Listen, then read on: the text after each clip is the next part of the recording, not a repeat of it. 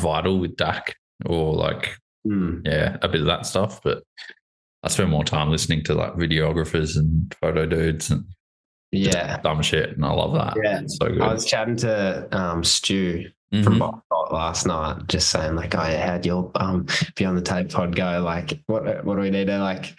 I don't know, what can we expect? And yeah, he's just chatting, and he's such a good dude. He's lent me one of his old cameras, and I'm like playing around with it at the moment. Sick. Yeah, some old C100, but so sick. He's such a good dude. Yeah, I was sending him messages just before about some stuff. Yeah. He brings some professionality to the mountain bike media world, which is it's good to see. That's for sure. It's a different perspective. Professionality in his like product, his filming and stuff, but fully mountain bike as a person, like to work. It's so funny. Yeah. We did a big shoot with him. It was like the first big shoot we did as Raw, like as a team.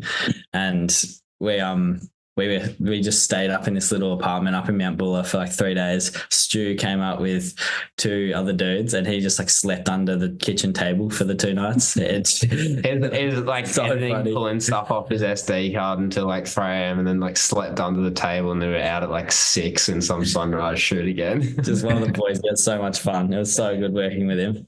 Yeah. That's the media life, hey? I remember having like 2 or 3 of us in Threadbow last year, and like Piper Albrecht was just sleeping on the floor in our apartment because he was going to sleep behind some bins or something random like that. But that's funny. Up till 3, up at 6. Yeah. Just getting it done. It's sick. It's very like you got to be all in for that kind of work, hey? 100%. Yeah, all in. Takes like weeks of prep just to get ready. That mental exhaustion you're going to have, but yeah, you run off adrenaline for the week. It's sick. You guys are crazy at the races. Like the couple races I've spectated because I'm injured or something. It's gnarly out there, like standing out in the hot and everything and not riding. Like Dude. It's a slog. So mad respect to the filmers that just sit out there every day and then just give us clips because they love it. It is good. Yeah. Yeah. The worst is like professional media really helps to like create like a professional kind of vibe and atmosphere and like progress the actual community and like the whole industry within Australia. I think it's like a huge understated thing. Yeah, for sure. Like what Stu's doing, and then Captivate, like Murray from Creek, and like all their stuff is like so sick. And then your photos, and then Matt Russo's, dude, Piper, there's so many that just like Nick Goodway, way good. Way good, yeah. So good. Nick, so good. Yeah. Heaps good. No, we're punching above our weight, I think, in media in this country, and I think we're pretty lucky. So yeah, it's pretty sick. It's interesting that we don't use Roots and Rain over here for like distributing photos, because I remember I got in contact with the people that run Roots and Rain not long ago just because I was looking at it, and one of my times was like 1 million minutes or something. So I just like texted them and said, "Can you fix this?" We got chatting, and I said I was from Australia, and he was like, "Oh, no way, yeah. I feel like I'm gonna have to pull Roots and Rain from Australia because just no photographers want to use our site." Like he told me, like, if you know any photographers, please tell them to get on Roots and Rain, because I think that's how they make their money. They take a cut of the photo sales, and all the data that's on there is free. It's a pretty insane website. If anyone doesn't know it, like, it's pretty cool. You can see every stat from anyone's racing at any level. It's really cool. Yeah, it is sick. I didn't know you could put photos up there. Like, that's the thing, is they don't advertise that bit, right? Yeah. Well, in Europe and stuff, like every race you do, you'll get probably like 20 to 100 photos of yourself on your thing. And they're all you, and you can just buy them from each photographer in packs or individually. So it's so easy to get your media from each race. That's unreal. Like we just pulled it up from the World Cup. So I just pulled up Jed's, and then here's all his photo. I don't know if it'll focus, but there's just like heaps from Whistler, and the World Cups. And you just buy them. Like you can do like different packs. You can get like the whole series. and just heaps and heaps and heaps of photos. So like we've bought a few before for like the media if we don't have a photographer over there in Europe. For us, like it's a really good way to get some good photos. I'm definitely gonna have to check it out. But then like you got to make sure riders know about it. But yeah, that's pretty sick. I'll look into that. Yeah. Should we start? Get your media friend on it, mate. Yeah. Yeah, let's do it. I'll make sure Roots and Rain give you guys commission for advertising it as well. So. Yeah. We'll start the Australian Roots and Rain photo industry. 100%. Do you want to jump in and get it started? And yeah. Sure. So we want to introduce ourselves or? Yeah, I was going to say, welcome to the podcast and introduce yourself for those who don't know. Yeah, sweet, cool. Yeah, well, guys, welcome to the podcast. Thanks for coming on. George, who's introducing us? Oh, shit, my bad. Guys, welcome to the podcast. Thanks so much for coming on. Been a long time watcher and watching what you guys are doing. But for those who don't know, who are you and what are you going to do? Appreciate it, Darren. It's sick to be here. Thanks for having us on. It's super sick. I'm Jack Crawshaw, Jed Stanton, and we started and run a Raw racing team, so an Australian UCI World Cup downhill team. That the reason we kind of started is to help bridge the gap between Australian racing and the World Cup level. So we just do our best to kind of help people make that start into their career and give them a bit of an opportunity in whatever way we can. Yeah. Jack is the team manager and I help manage and am a rider. I've raced overseas the last 2 years and kind of first year elite this year. I was top year junior last year, progressing into trying to make a career for myself and downhill, just loving it the whole time, getting lots of memories, lots of experiences and riding some insane tracks. So it's been awesome so far. It's pretty insane to see two young faces doing this. Like, how old are you guys? And I'm 19. I just turned 19 a few weeks ago. Jed's 18. Yeah. So we started when we were in like year 11 or 10. So midway through year 11, we started working on it. So when we were 16. Yeah. Started with four of us. It was Asher Darlison and Nathan Dabbs. So like three of us that kind of grew up and started riding around the Mornington Peninsula, Melbourne area. And we'd always been a bit of a team within us anyway. So we wanted to make it official and none of us really had any sponsors. So this is just how the idea came about. We're like, we can make a team, make it official. We'll be able to offer some more stuff to sponsors than we can just as individuals. And it just grew from there. Then I was always like pretty kind of close to it. I wasn't officially on it for the first like little bit. I wasn't really involved, but me and Jed have been best mates since I don't know, since like 5 years old. You're right. So he was just like kind of telling me about it because they just come back from a national round in Adelaide. And they're like, starting this team. And I was like, oh, cool. Like I'm pretty into my graphic design. So I was like, oh, let me see your proposal. Like, yeah, this is so sick. And I was like, oh, can I help you guys? So we were just like working for 6 months, just trying to ask as many people for their advice, people that know more than us, people that have done this stuff before, just learning as much as we could. And came up with a pretty sick proposal and sent that off around November, got all our deals sorted, contracts going, and launched in end of January, start of February. Last year. Yeah, 23, right? Yeah. Last year, so it's been really sick since then. We've had 2 World Cup seasons now. Jed's actually going to Canada tomorrow. Sick. Tomorrow morning. I'm not jealous. Anyway. Jealous. To finish off the World Cup season there and do a US Open round. So that'll be sick. It's pretty cool to like see that, everyone's got these dreams when they're in high school, like I'm going to be a team. I'm going to join this thing. I'm going to do this and do that. But nothing ever leaves their textbook during math class. Like, how did you guys like actually get it done? What was your motivation to actually do it? I guess. I don't know. I think just especially us riders, like everyone wants to be on a team. And I'd raced my first World Cup the year before Valli Hoel. It was the last round of 2022 season. And I kind of it was a massive eye-opening experience and saw it all. And like, yeah, you want to get on a team. It's like, it's what you want to do. But from Australia, it's a bit harder. Like you have to have some really standout results for a team to kind of invest in you to being from the other side of the world. So we kind of just like, let's just get something going ourselves, give it a go. And it started just small, and then we just kept wanting to make it better and better as we spoke to more people and realized like what we could do. And it was around the same time that there were a couple other teams popping up, like pretty much when ours did. So the Fusion team, High Country team, Synergy team. There was a bit of a wave in Australia, so we just rode that. Yeah, super sick.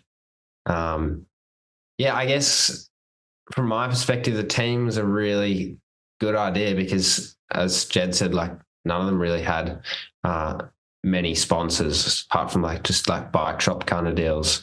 And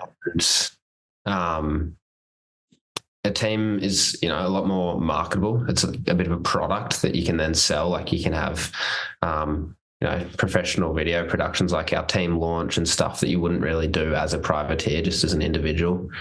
So there's a lot more things that you can kind of offer and sell and wrap it up as a bit of a product and then sell that on to sponsors in packages. So that was a big part of it. And then also a team, there's more in the future, more capability to bring on other riders, help them, people that are, you know, trying to make it. So we've actually got a new rider coming on next year. So that's super exciting. But yeah.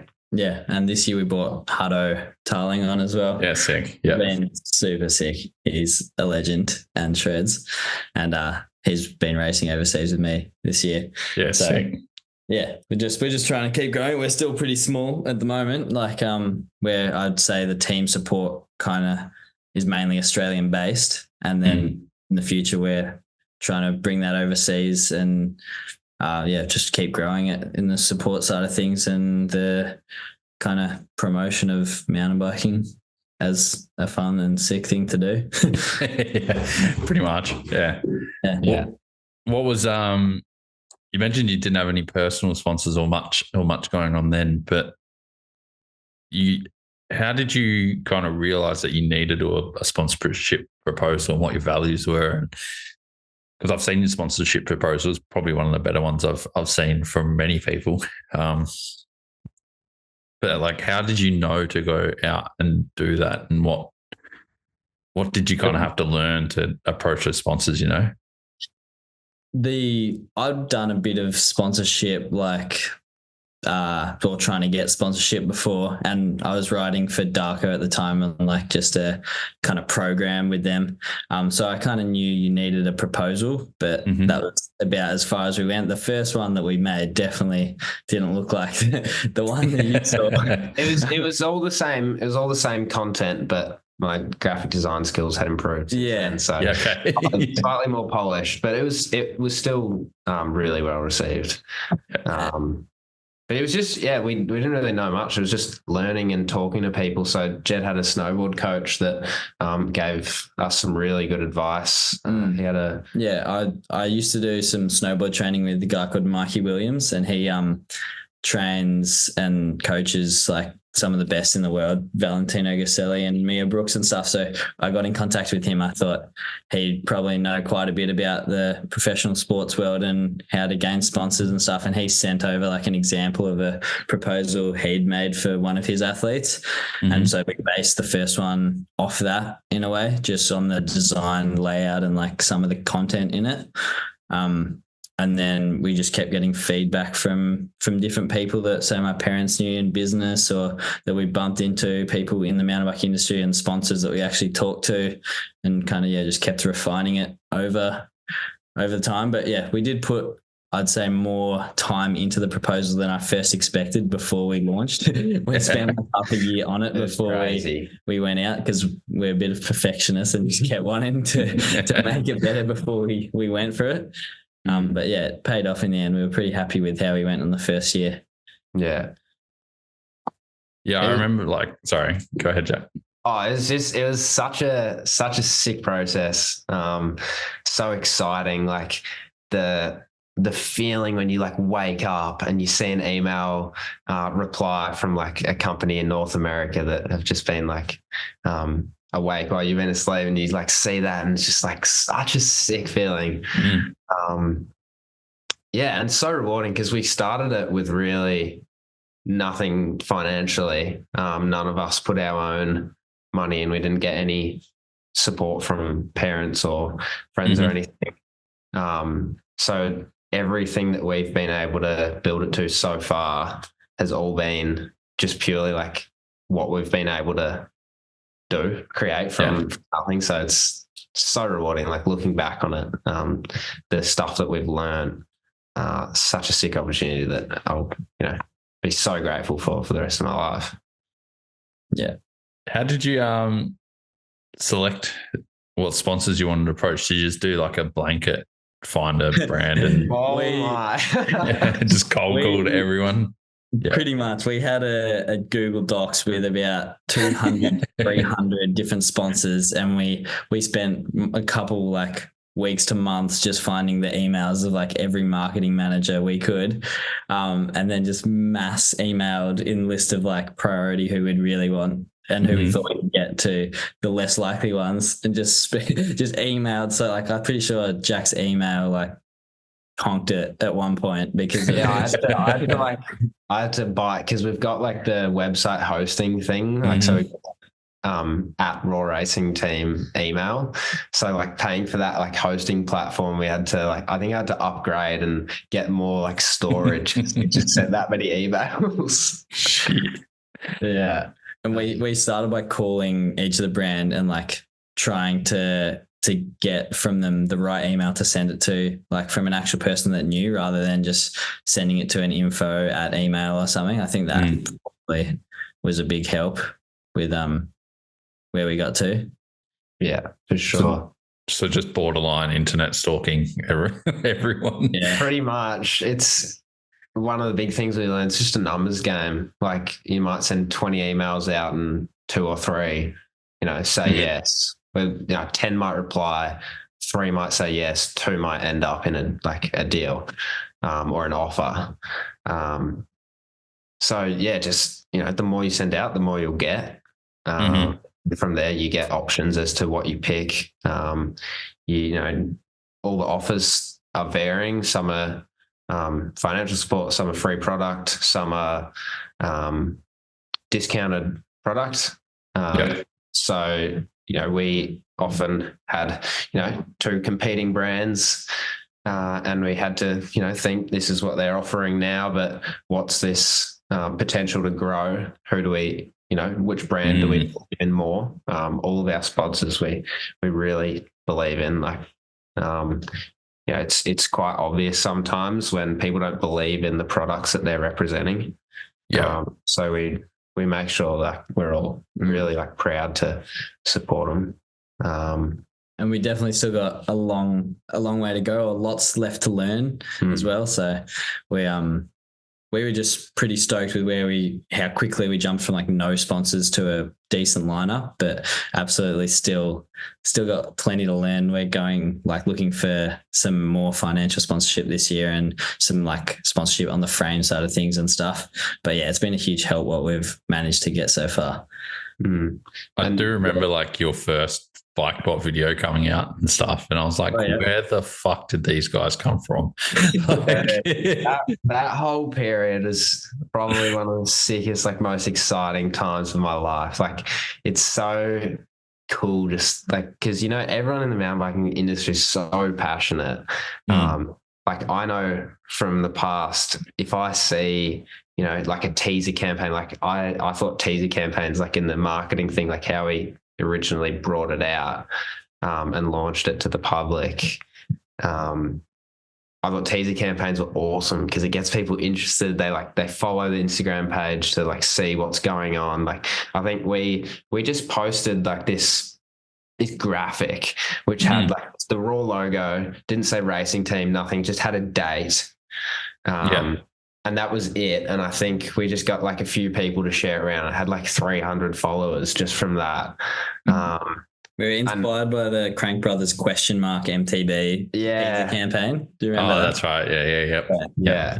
So teaser campaigns, like I know just because as a mountain biker myself, I'm super interested, like with all the teams, like what the rider changes are and all that stuff. Like when they tease you, like you get like more interested than if they just like tell you. So I thought that was awesome. And then, we had that team camp where we'd gotten all our sponsorship stuff. We'd like been opening them up and we had all our like Pirelli hats on and that like massive cook up. And I think we tagged you with like team rumors or something. Yeah, you definitely did. Yep. I was looking through it the other day and we were just like, it was such an exciting time. And then when we came out and launched the response from the wider industry in Australia was just like so sick. So many people like frothed the video and we we're like, that's how to do it. Get people like stoked and then bring out something that they're like, yo. But that's, one of the things we've learned. There's so many things we've learned. It's just, it's amazing what we've been able to learn and the opportunity that we've, I don't know, kind of created for ourselves in a way. But so much to learn still. Was either of you into marketing? Like it was weird because we had all these other guys coming up like Synergy, you had THC, Team High Country. I don't know if they meant for it to be THC and high in the same thing. But Team High Country, and then you had Fusion, and we've got a few local teams here. Everyone launched these teams around that time. But no one kind of marketed it the same as you guys did. Like you really went out and nailed it. I appreciate it. And then to see like it's just two high school kids like just killing it. Like where did your inspiration from that come from? Was like Stu from BikeBot kind of helping you? Did you? Oh yeah, it's hard to say. We're both like pretty interested in business and both want to have our own businesses when we're like as careers in the future, that kind of thing.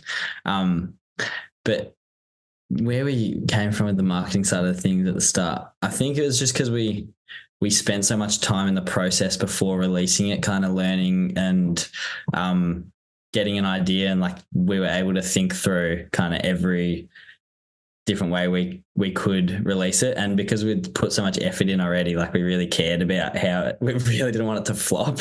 Like we probably put hundreds of hours in before we even released. So we really wanted it to go well. And I obviously got quite a few connections, just all the mates from the industry, like been riding for a while. So everyone was getting around it. It was, I think that really helped as well.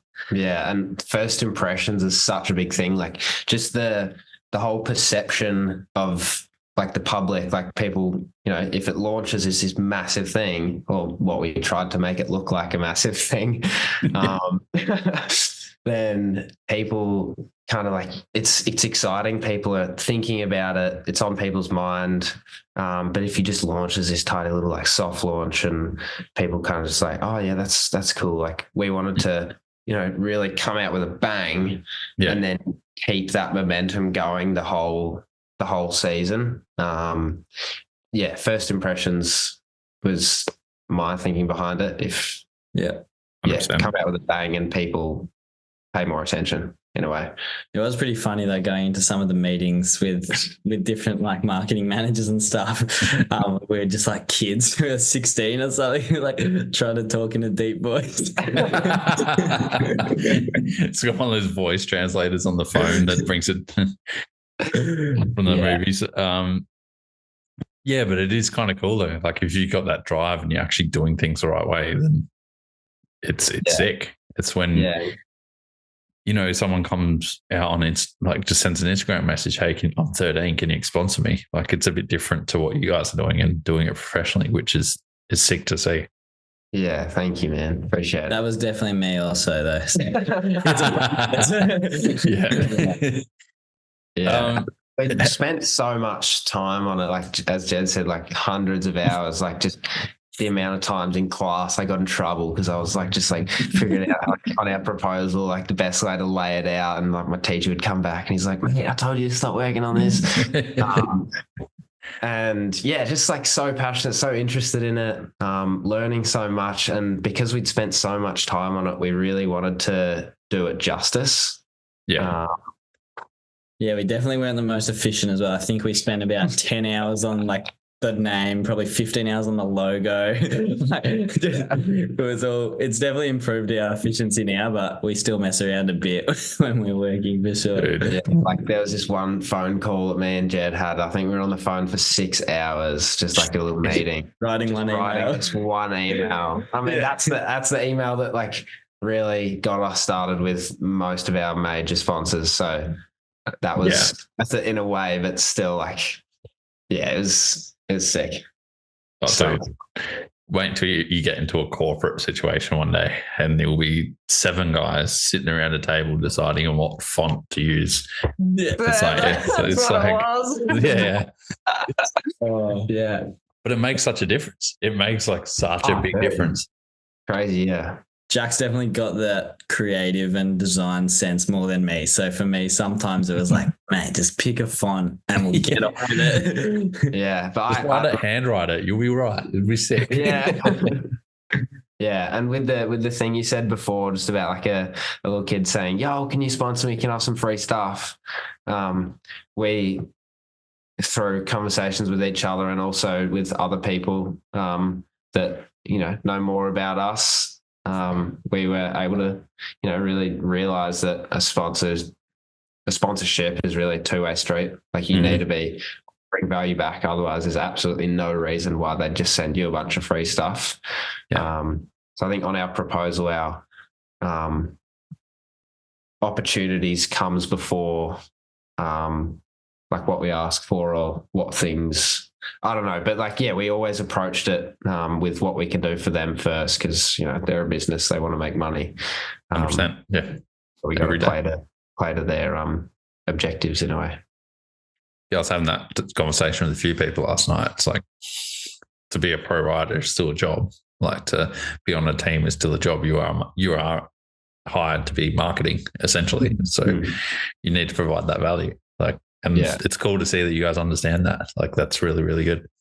Yeah, it's a whole nother side to the sport, or to any sport, that you jump into it at some level. Everyone would.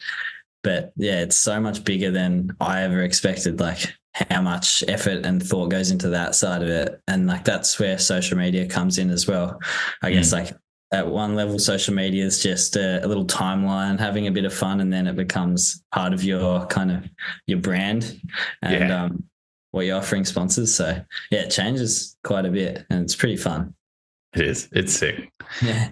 It's like when you see Connor Griffin is probably the guy I think that nails it the best when it comes to providing value through social media. Like, his stuff is unreal, fun, and he provides a good value to people. Yeah, Stu sent me a few photos or videos the other night of after they did their shoot. Sick. It looks so good. It's a match made in heaven, those two. Yeah. 100%. Yeah. Super sick. Why'd you choose Stu to shoot your first video? Like, how'd that kind of come about? Well, I'd seen Stu stuff, and I've always been really interested in the media side of things. Like, I loved photography as a little kid. So I can really... 3 years ago? I don't know how old I was. Like, Dad's always been into photography and some cool cameras, and I just like went on little photo walks with him around the city and stuff. And just, I love like creating. Creativity is probably what lights me up the most. Not really just doing some maths in a textbook. So yeah, that's how I operate. But Asher, I think, Asher went to Bright and just posted a photo from that saying like, I can't even remember what it was, but Stu had commented under the bike bot thing saying like, oh, you keen to do a shoot sometime or something? Because I think the year before Asher had won national champ, so Stu had hit him up just in his comments. I think he was trying to say like, oh, I'm trying to DM you, but I can't get through. Yeah. And Asher just thought it was like, because it said bike bot, he thought it was like just a spam bot kind of thing. And I was like, I saw that like while we were starting the team, I saw that comment. I was like, dude, this is sick. Like, how good would it be if we could get Stu to do our team launch? So we got Asher to text him and say, yo, you down to have a call? So got on a call with him and just chatted, tell him about what we're doing, our vision with it. And he was... It was a 4-way call. It's so funny. It was so happy. 5-way, I think. Yeah. And I was in Cairns, like getting off the plane when I was on the phone. That's another story. Oh, dude. Yeah. And what was that filming process like for you guys? Had you done something like that before, or was it completely new? Completely new. It was insane. Like, there was one moment where it was the end of the first day and we were hiking up. So we had 3 media. So we had 2 videographers and a photographer and 4 riders. And we were pushing up to the sunset. And I think one of the photographers like just took my bike off the rack and started like pushing it up the hill to the summit for the sunset shoot. And I was like, this is like crazy. Like someone's pushing my bike up for me, holding their camera as well. And I was like, what the hell is going on? It was such a shock to the system. Like for us, it felt like we'd gone from just kids to like professionals, because we'd just got like, there's some funny photos. We had all the gear that we got for the entire year delivered to this one little room for 4 of us. And we had it, Jack's going to get it up. We had it all like over the couch. It was just this massive wall of just product. And we just did this huge unboxing. It was so fun. So we got all this new gear, and then some photographers came with like pushing our bikes up for us, videoing us. And it was like, what the heck's going on? This is ridiculous. It was because you go from like nothing to just everything all at once. Such a mind-blowing kind of few weeks for us where everything just started happening so quickly. It was crazy. It's big days though out filming. I think the first day we filmed for 2 days. We started at probably 7 a.m. or something, and then filmed till probably midnight. We did a bunch of like sunset and then night video stuff as well, with the like lights behind our goggles and some just funky lighting things. And then woke up again at 6, went and got some like golden hour sunrise stuff. And then the next day, so we were buggered. But yeah, it was so much fun. It's a big mission to do. Yeah. Have you guys like the editing process as well? Stu had us really involved. So we like for ages we were talking about which songs we wanted to use. And then he'd always send us we had like an Instagram group chat. He'd send us all these little videos of like sections that had come together. It was just such like we were frothing to see it. And every time I watch it now, I probably watch it maybe once every 2 months or something, and try and just go back and watch it. And it just like brings back the biggest memories, such nostalgia, so fun. Like it's cool to have a video like that forever. Just remember the time. And such a like gangster video. We're just like the whole time like, damn, this is so factory. Like, it was very good. Yeah, then with like their massive cameras and just like, oh, what the hell is going on? Like flying a racing drone. I fly like a FPV, like racing drone, put the GoPro on it, just like with the FPV goggles, and just like that's around the summit of like that like spiral shot at the end, if you remember. I don't know, but it was such a sick time, like pinch me moment for sure the whole time. Was there a point after that where you're like, fuck, we've got to live up to the hype now? Like well, there was a lot of like momentum that came from it. So we launched 30th of January 2023, and then I think within 2 weeks we had Cannonball. So that was like our debut kind of race. So we had our pits there and all in our kits and everything, and that was super sick. But that it led straight into the season. So we had all this media and all these like new things coming up to keep that momentum up, to keep the hype around it. And with the photographer there, we kind of stacked quite a lot of content from that shoot, just different stuff that we reused for like the rest of the year in a way, whenever there were down periods. So it was handy, but it did feel like maybe we were setting ourselves up for disappointment, because we had an AMB article, the video, like a couple of events right there, and we were like, oh my God. And then Deity got around it. They ended up being, originally when we did our deal with them, it was just a discount deal. We were a part of the Fresh Blood program, which was sick. A smaller program. And then once we released the video, the owner, Eric, he frothed it and got around it and started chatting to us personally, and they reposted the video as well. It was on like the front page of Vital for a day, I think. So, yeah, so sick. And that dude's been around. Like he's seen some stuff, so he knows what's good. So and Deity do so much cool stuff with all their riders, like all the Deity TV. Like if you go on their website and just go on there's like a section just all these videos, like Brennan Fairclough and just all these riders, all these awesome like full proper productions, and ours was just like in there, and we're like, yo, that's so good. Yeah. When do you kind of head off for the first World Cup? Did you head across as a team, or like how'd that kind of happen? Because it was Cannonball, Nationals, and then probably first World Cup or something like that. Yeah. Asher went over for the first 3. Yeah. So I think he originally was going to do the full season, but I don't know. It all changed up quite a bit. I like broke my elbow 2 weeks later after Cannonball at in Adelaide in Eagle for like the second time in 6 months. So I couldn't make it for the first half of the season. So Asher was flying the flag over there just by himself. Jack did a pretty good job making it look like the whole team was over there in a way, and like some content and stuff. Yeah. I'll just be like hustling. I'm like, oh, can you just like send me a photo of like your race plate on your bike, and I'll just like put it up on the story, like just like hustling it. I don't know. It's a big thing, like fake it till you make it in a way. Like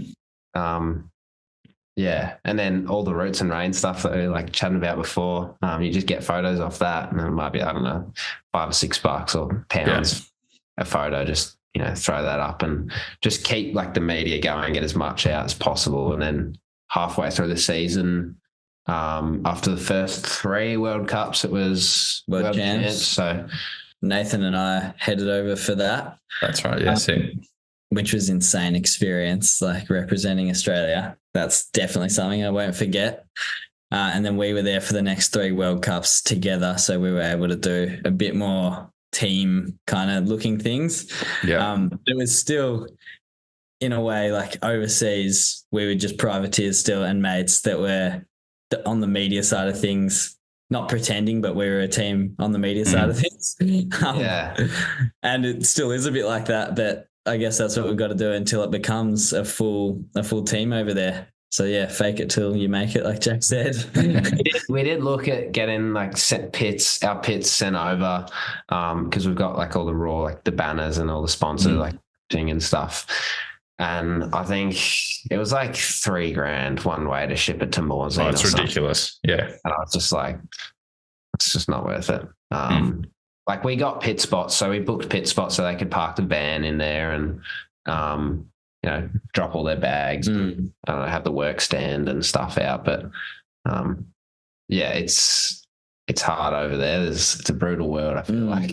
And the whole process we released the team before any of the UCI style things came out, where we had to register the team, and we didn't really even know how that worked.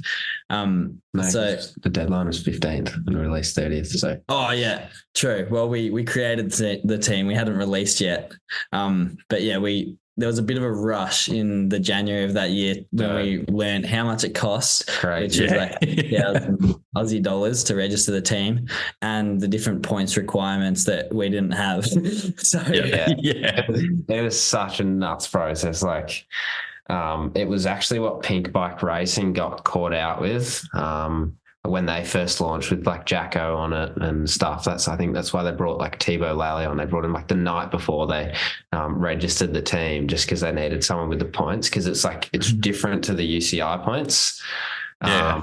So it's called like gravity ranking points, and it's only used for like who can register a team.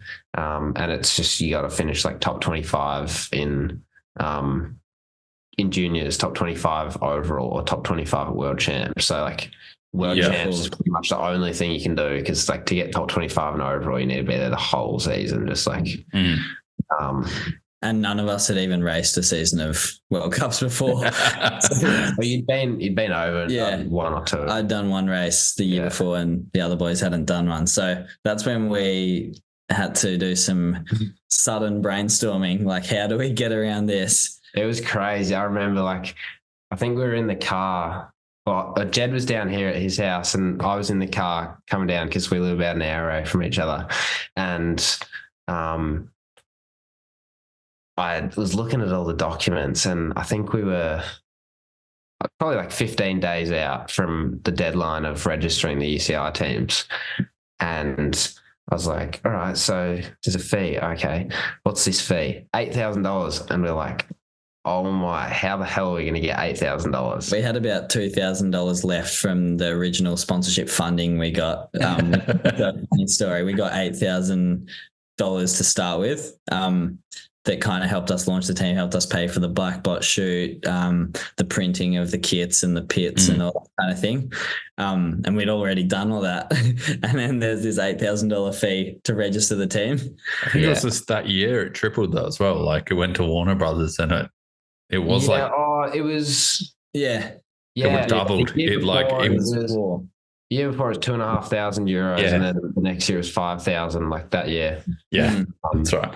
And then the points thing, I think they'd made it a bit stricter. So we're like, we need to come up with $8,000 just out of our arse. Like, and how the hell do we do that? And we need to find someone that has the, qualifying kind of points. So that was. We reached out to Sasha Kim. I'd been talking to him a bit about the team, like as we were building it, and he'd done super well the year before at Worlds, and we kind of reached out and we're like, do you want to be on our team? And it was like it was pretty late into the process, but we were like, oh, this would be insane if he wants it. He's an awesome rider, awesome dude, like good mates with him, and he has the points that we need.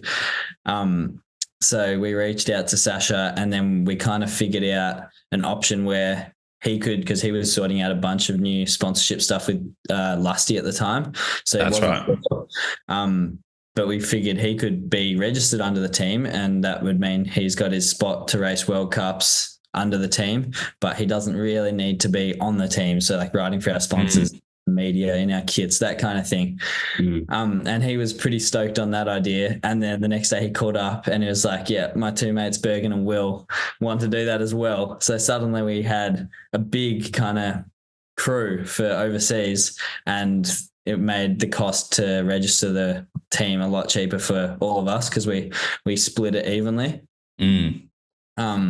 So yeah, it worked out great. It worked out so well. So glad that's how it ended up, because otherwise we probably wouldn't have even been able to register it. And we'd already told all our sponsors, we're going to be a World Cup team in 2023, this kind of thing. So we had a bit of pressure on ourselves. Yeah. And part of the reason for like registering a team for World Cups and stuff is so that you guys can race, because it's almost impossible for us to get the points to race as a genuine privateer, and I think we've only got 6 federation jerseys. Like, it's pretty much impossible without starting a team to get over there. Exactly. With elites, it's pretty much just be on a team or have the 40 UCI points. Have federation. We have federation entries, but some countries have 1 to 3 elite federation jerseys. So, and like, you've got to be a very strong rider to get them. Also, I don't know. I'm sure our sponsors will be fine with it, but a lot of sponsors would want you in their printed kits and stuff for your race run when you're going to be getting media and live stream and stuff. Yeah. So you're not allowed to. You have to wear the Australian jersey if you're riding for the federation. And we kind of wanted to set ourselves up for next year, which was elites. And have a little bit of experience on the team side of things before that. Yeah. And you save money as well because the federation entries aren't released or aren't like confirmed until a little bit before. So obviously you don't want to, plan your whole trip to Morzine and everywhere and then figure out, oh shit, I didn't get an entry. So like people like put it off, and then a few months before everything's more expensive. Like you can kind of plan ahead and get cheaper common flights and all of that stuff. Yeah. Yeah. And I think that's why we saw that big rush of teams as well, right? And there was some kind of weird setups and a few things to get people on. And for sure. Yeah, it's a good way to get around it though and get up there. But it looks like it might change for next year. So it's going to be lots of rumors. It was so sick that in 2023, that first year where we had like 4 UCR registered teams in Australia, I counted across the whole season, there were like 30 or 32 Aussie riders. Yeah. Crazy. It was so sick. And I think the year before that, we'd had like... Yeah, the pros, and then like 10. Ollie and Remy were the only juniors that went over that year before, I think, and it went to so many juniors the next year. And it was so cool over there with such a big crew, everyone like learning at the same time.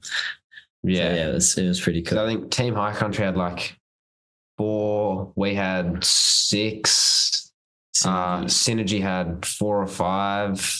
Fusion had like 8. 6. Yeah. Plus all the pros on teams and all the Fed entries. It was huge. So sick. Yeah, it was crazy. But you have to go over there to like progress because the scene here is not built right yet. Like it's still developing again. But you have to go over there to ride the proper tracks and the proper competition.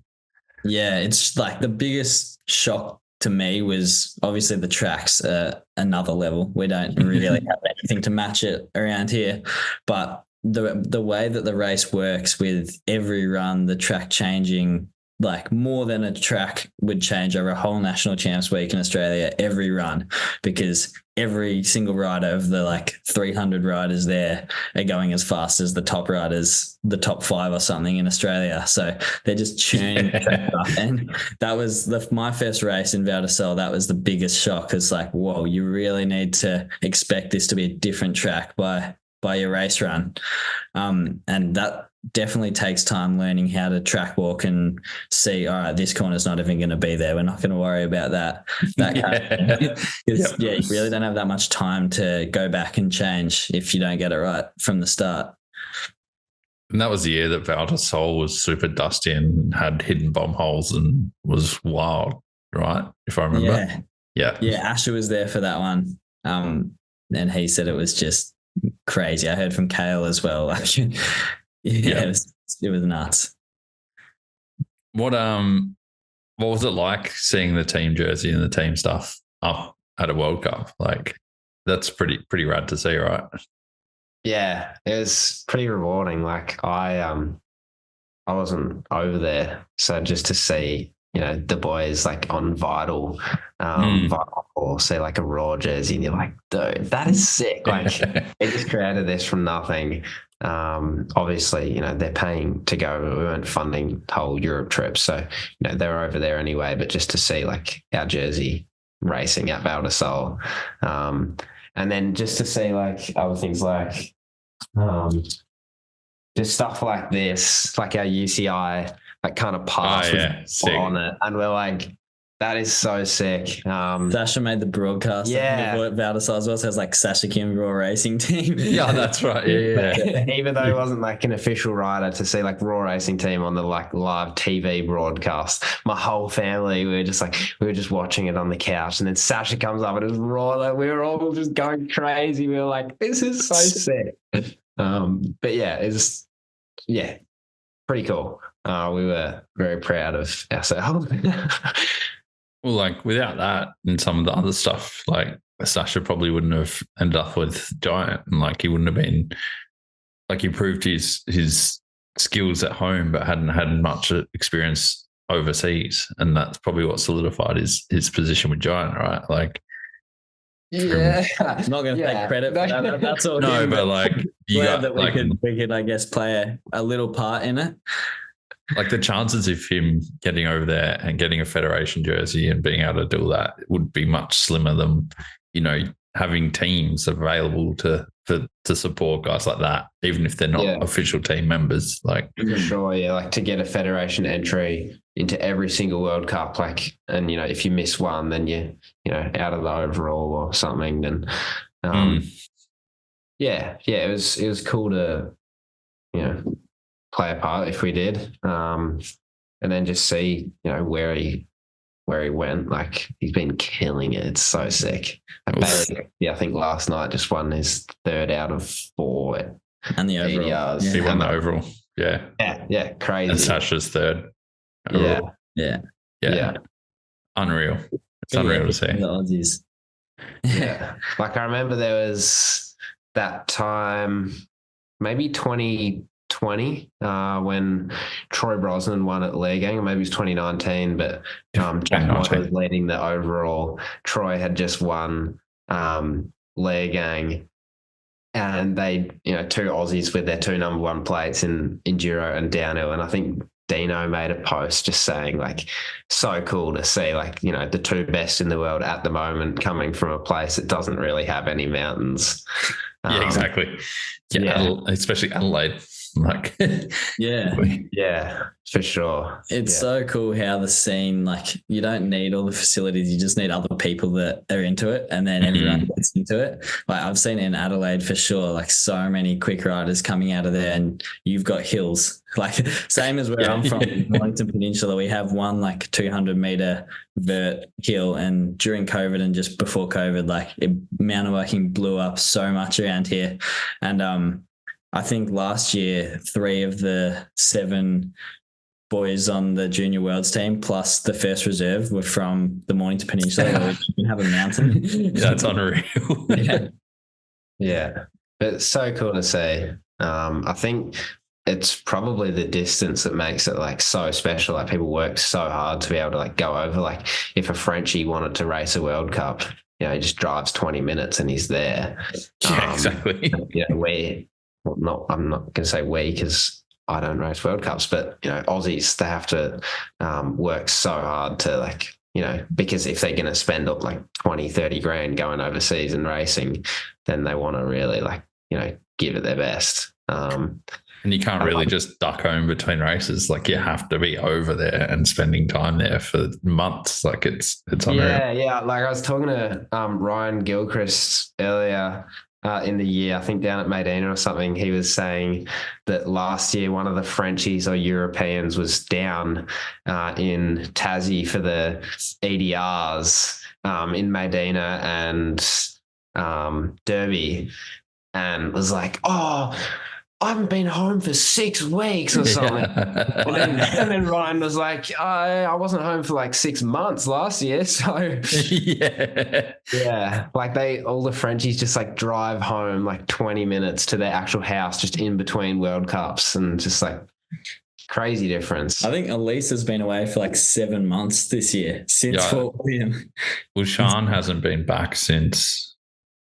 Yeah, Sean hasn't been back since she left just after Cannonball. Yeah, that's realistic. Insane. Like gutting to hear that she hurt herself today or yesterday. Yeah, it's been it's a bit suck. It sucks, but she's fine. She'll be right. Yeah, that's good. Yeah. But yeah, like to go over there for 7 months now, it hasn't been home really. Like that's unreal. Yeah, and it's just something we have to do. Take its toll. Do you reckon with the teams that have been formed, like the Australian series is kind of, well, if there's an Australian series, it'll kind of take off a little bit more because it becomes a little bit more professional? Is that something you guys are kind of looking at as well? Or? We're not sure. There is talk, we don't know, just rumours, but of not next year, but I think the year after, the World Cup will look quite different. And it'll be more of like a continental kind of series. So there'll be like Aussie, New Zealand kind of series. And if that's like a feeder series potentially, just rumors that we've heard. Okay. That could be good for like the whole industry if it becomes more like, say, how surfing is. It's a very structured, like steps by step process to get to the top level. And that could be sick. And then you'd see more like factory teams probably based around here that have actual trucks and everything. Just more like, a bigger, I guess, altogether series. And like the Australian moto scene, because I'm kind of into my motocross and supercross, like the Honda team has 2 full semis just for an Australian series with 5 races, and you're just like, what the hell? I don't know how there is that much money in it. Like to, someone that runs a mountain bike team, you're just like, what the hell? Like, it doesn't make sense. Well, I went and shot the supercross here last year. Yeah. And I rocked up and I was like, what the fuck?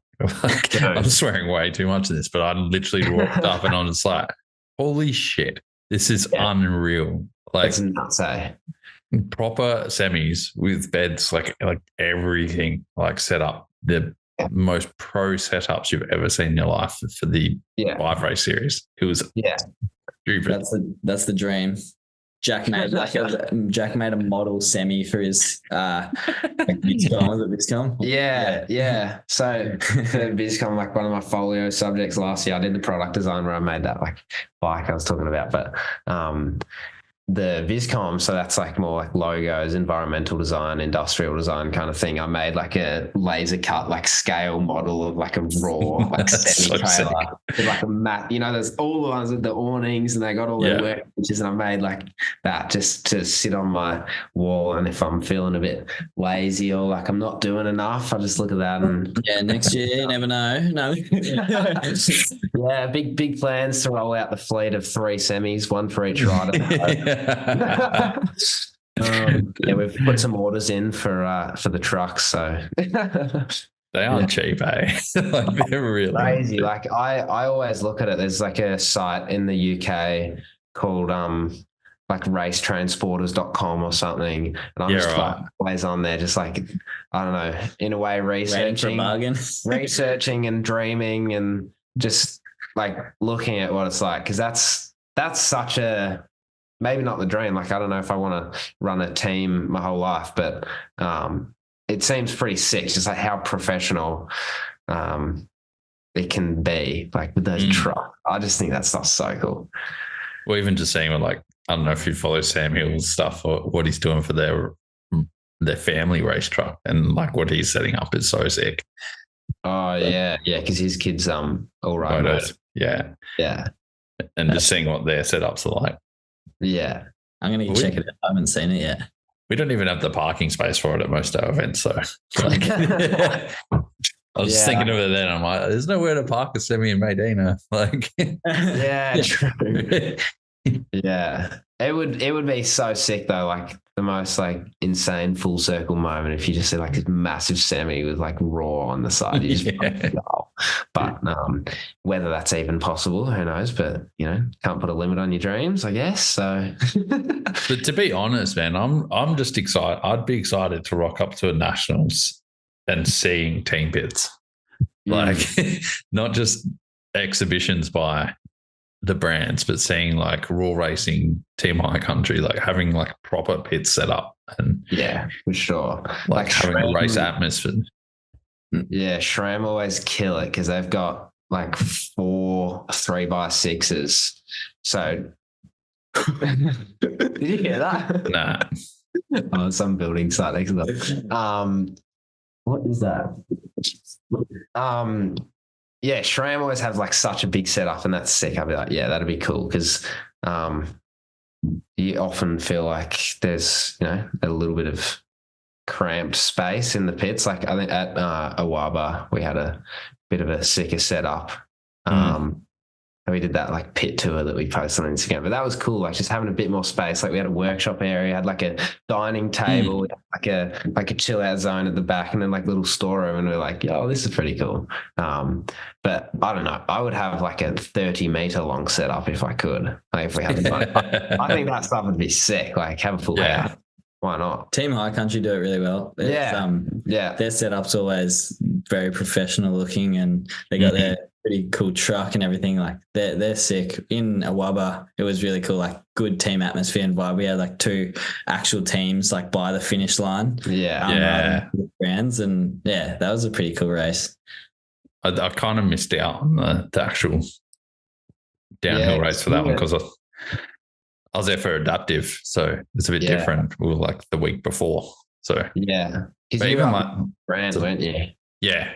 So I came up with Grant and Renee, so that was sick.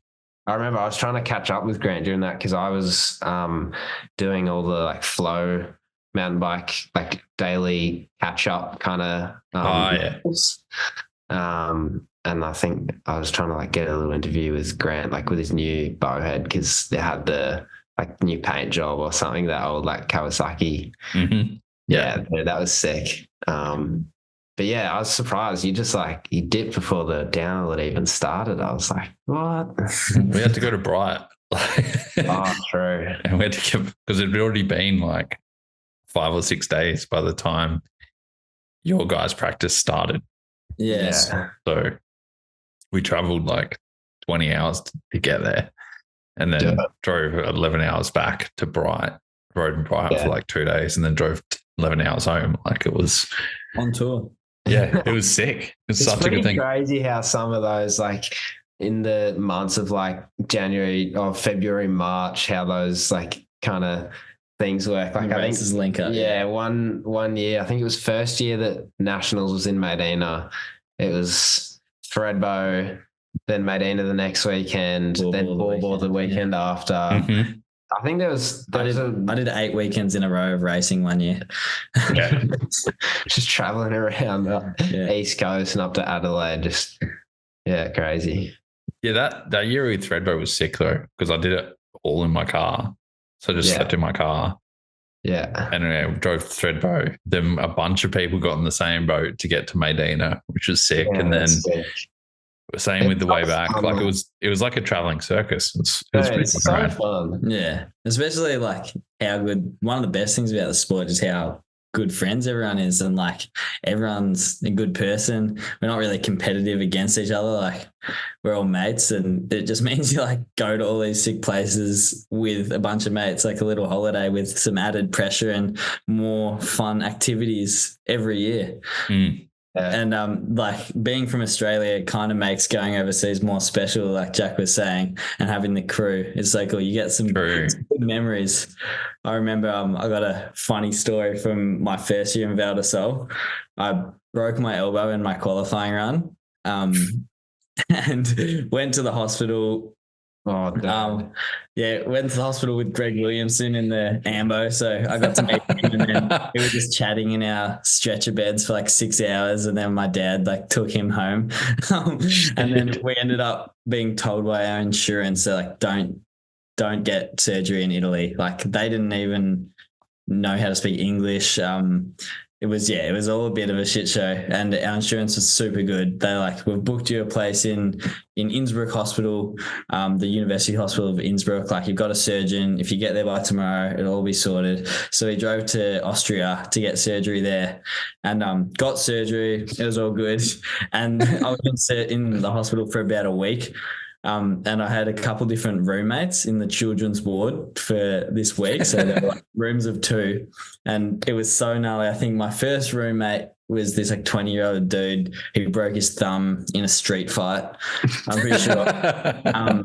And then a couple nights later, I had a new roommate who dislocated his shoulder like doing judo or something. He was just there for one night, and then the last 3 nights I had this roommate that like didn't speak whatsoever, but I was chatting to his dad. Like his dad spoke a bit of English, and the story was he got shot. He was 14. He'd been shot in the arm by the police. Shit. And I think the story that his dad told me was him and his friend, like 13-year-old friend, had stolen their mum's van and gone on like a joyride running from the cops for half an hour before the cops put 9 bullet holes through the back of the van. Got his mate in the shoulder, and then he'd stepped out of the van, put his hands up, and this cop had shot him in the arm, and his like arm was all messed up.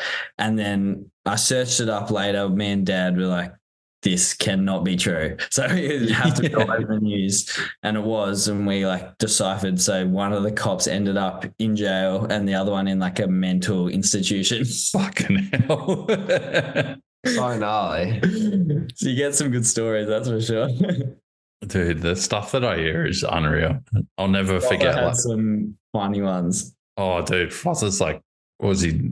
Yeah, in that house, and then And they're like strippers, strippers basement or whatever it was.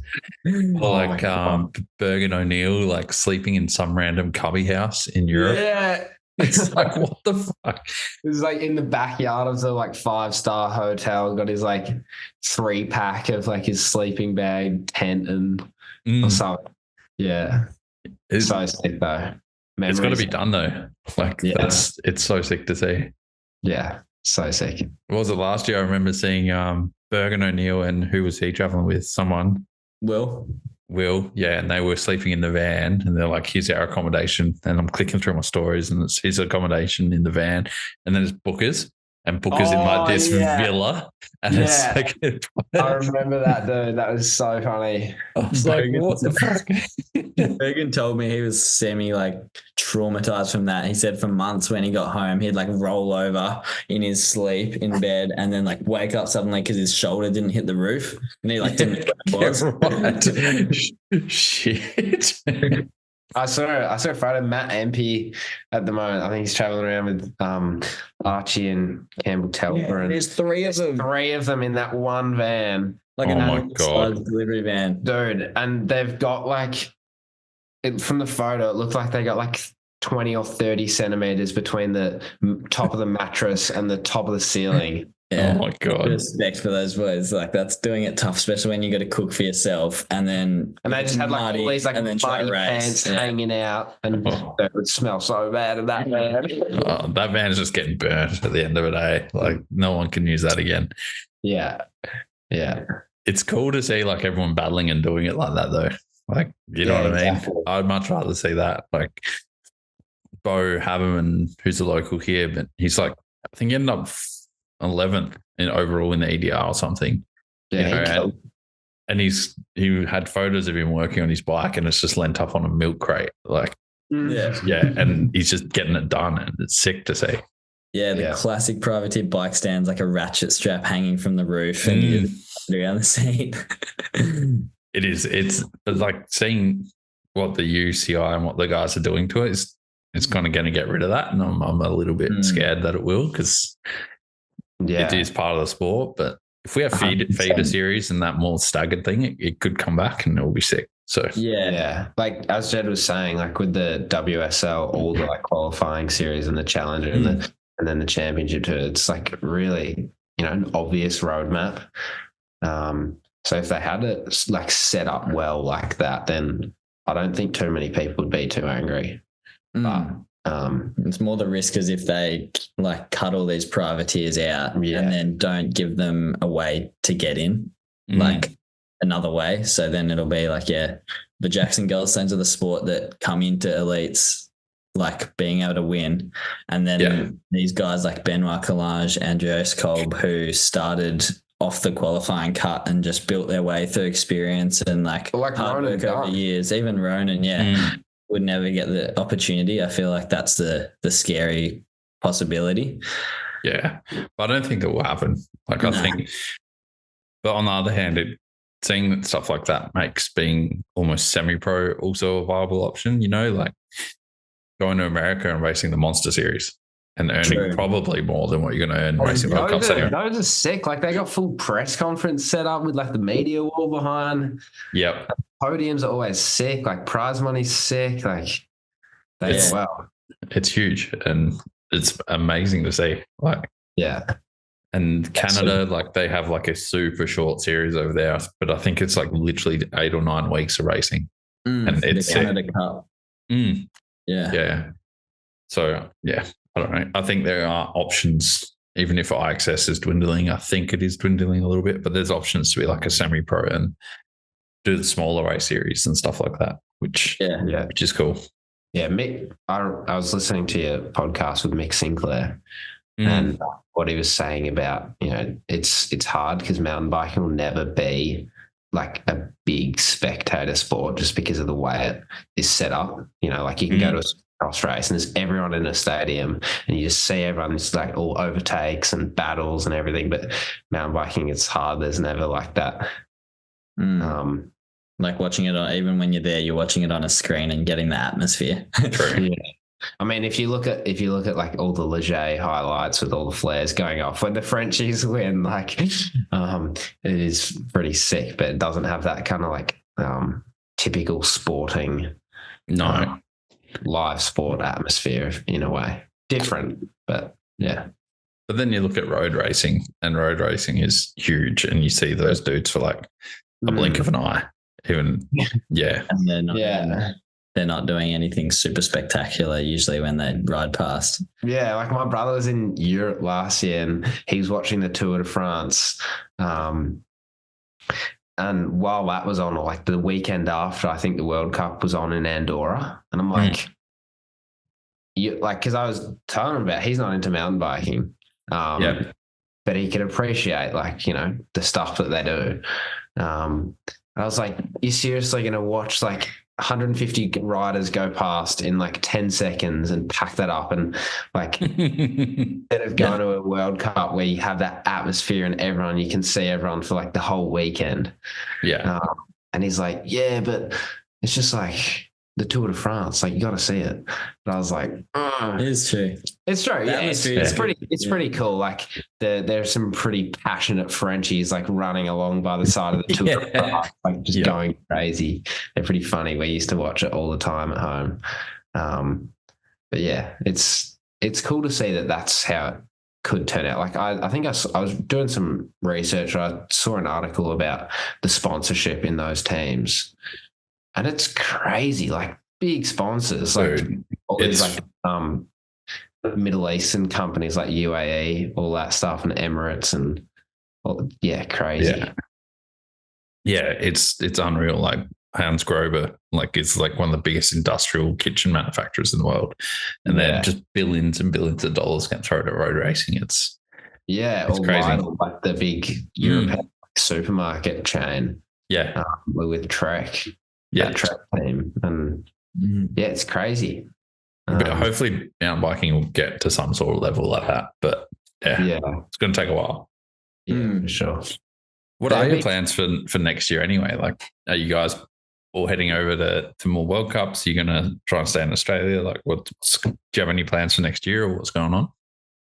Yeah, so the team lineup is changing a bit. Couple riders off and some riders on. And that will change it up a bit. We're hoping the sponsor lineup is going to grow and like change up a bit. That's kind of in the stage we're in now, is having different meetings with some different brands and kind of updating our proposal, sending it off to some new ones, and trying to build our relationships with current ones as well. And then next year, racing wise, it's really hard to be certain what's going on because nothing's been released, but we're pretty confident like all the riders on the team will be racing internationally. So that's where we're at the moment. Yeah, really exciting. I want to kind of, hopefully, it really just depends on what we're able to get sorted. We're trying our best, and I don't know, it's sometimes hard to juggle it with work and stuff because it's that extra thing, but putting time into making it a bit of a raw V2. Like we've had these 2 seasons and really like solidified, who we are and our position in the industry. And, this is, we've shown that we have done what we have originally said we would do. Like we were all pretty surprised by what we were able to get sorted in the first year because like we hadn't even had any team like media. There weren't any photos of all four of us like actually together. I think there was one just from like a time we were up in Bright together, and there was no Instagram page, no website, no articles, no videos, nothing. And we were able to get that sorted. So now that we have, you know, they can search up Raw on the internet and our website comes up, or yeah, sick. Our Instagram comes up, or all the different like 6 shoots that we've done. We're hoping we'll be able to, you know, progress it a bit further than, you know, what we've been able to do in the last few years. 100%. I might start wrapping up a little bit here. As you guys know, I kind of have 3 questions I like to ask anyone. So hopefully you're a little bit prepared. What advice would you have, I guess, to anyone starting a team or wants to get sponsored? And then I guess also, like, what advice would you have to anyone that wants to travel overseas and race internationally? Yeah, I'll talk about the team side of things, and then Jed can elaborate on the travel and race stuff. So I think, you know, we're not professionals. We're just, you know, we've learned what over time, you know, through experimenting and what works and what doesn't. But yeah, obviously still a lot to learn. But the main things that we've learned has probably been put the time into showing the brand that you really care about their side of things. Like really think about it and put yourself in their shoes and say, how can we make them more money? Because the more money, you know, you make them, or the more opportunity that you make, the more opportunities that you create for them to make money, the more that they'll be able to support you. Yeah. So yeah, showing that value proposition, and then just being a good dude. Like a lot of the brands really, they're not that keen on results. Like a lot of people really think that, but, you know, be really good on social media. Just, you know, be yourself, be a good dude at the races, help other people out. Yeah. And to add to that, like, often it's about who you know, not what you know. And even if you don't know anyone, you can kind of create that by building relationships with them. So I think a lot of our sponsors are like mainly supporting us just through the relationship we've built with them, like a personal relationship with whoever we deal with. Like that's probably one of the most important parts of it. And also realizing that even if, say, your goal is, okay, I want to get free frames and not have to pay for any of my travel, and a sponsor that you really like, you like their product and you want to work with them, can't offer you that straight away. They can offer you discounted frames and no financial help. Say, for example, it really, like, you start with someone and then it can change super quickly if you put the effort in. And often brands like just want to, you know, they'll put a bit of investment into you, but they're testing you to make sure you're going to be a correct fit for them. So that's something we had a couple of times where we had a brand that was offering us a better deal than another brand that was like a bigger brand or a brand that we thought we'd work better with. And we ended up going with the brand that was a lower deal, and soon that progressed to something better than what we were offered in the first place. Yeah. 100%. Yeah. And for someone that's wanting to get into racing overseas, there's like obviously quite a few sides with it, with like the financial side, the experience side, and like just being able to get over there. But so many people have shown that if you want it enough, like you can make it happen. I'm lucky enough that my parents are able to support me financially to do it for like the first couple of seasons. But getting over there, I think just putting yourself out there in meeting as many people as you can and doing as many races as you can is super good for the experience. This year, I think I structured it really well. I did 2 IXS races before the World Cups that I did, and that was so good. I didn't do that last, and that like really kind of eased me into the European racing scene a bit more. And I did pretty well at those races. It built the confidence. The tracks are a bit easier, but there's still some good competition. Yeah. And rather than just getting over there and getting a shock to the system when you rock up to work, get 6 laps and you're getting caught by people and stuff. Yeah. So yeah, I would recommend checking out the IXS as well if you want to get into Racing World Cups.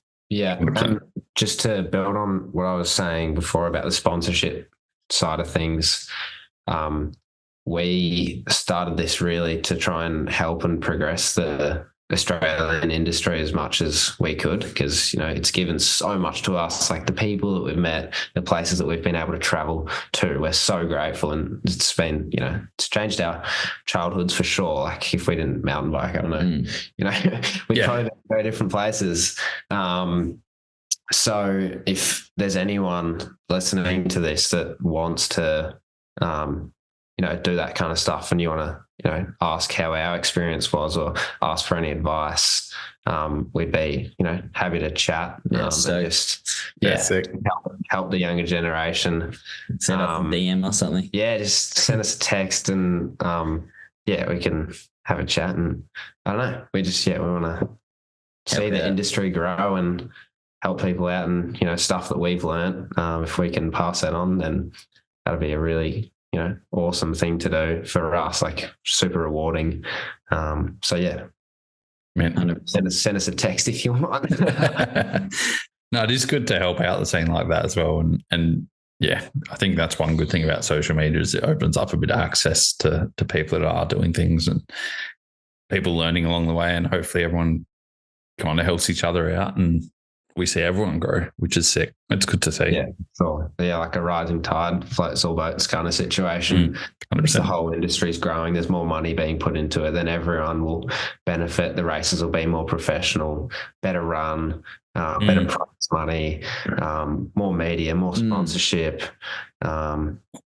Everything benefits. Like, just if the Aussie race scene was to be able to, you know, grow to the point where it's like the Monster Energy downhill over in the US, that would be sick. Like, I mean, you know, if we have press conferences, then that's cool. But even just like more money into more opportunities for people to grow and learn and do all that stuff. It's, yeah, we just love it. It's given so much to us. So if we can keep it anyway. Yeah, 100%.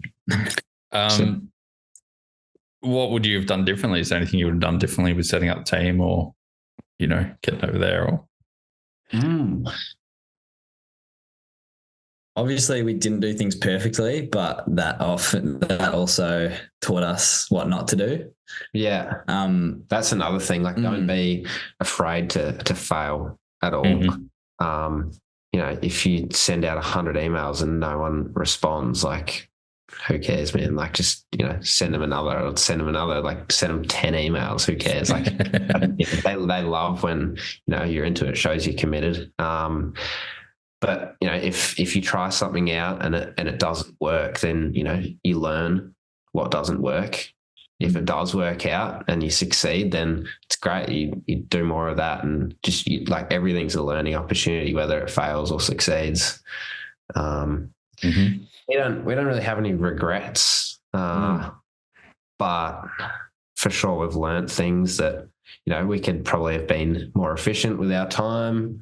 Yeah, but, you know, that's pretty, you know, just a process that we've learned.